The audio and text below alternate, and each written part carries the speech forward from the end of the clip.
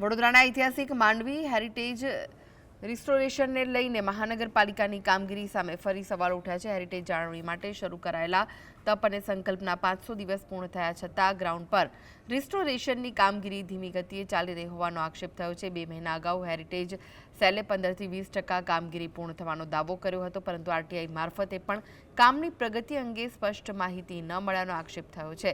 કાગળ પર 20% કામગીરી દર્શાવાતી હોવા છતાં વાસ્તવિક સ્થિતિમાં પ્રગતિ ઓછી દેખાતી હોવાની ફરિયાદો વચ્ચે લોકોમાં असंतोष જોવા મળ્યો। ग्राउंड लेवल पर कोई कामगीरी नहीं, पेपर ऊपर 20% काम पती गयु है, तो आ कईक खोटू थई रह्यु है।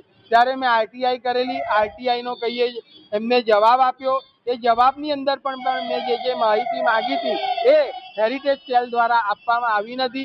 एटले आजे पण आ ज प्रश्न ऊभो थाय छे के महानगरपालिका नथी काम प्रोपर रीते हेरिटेज इमारतोनी कराई रही अने नहीं ज के आपणे जे माहिती मांगीए छीए योग्य आपी रही।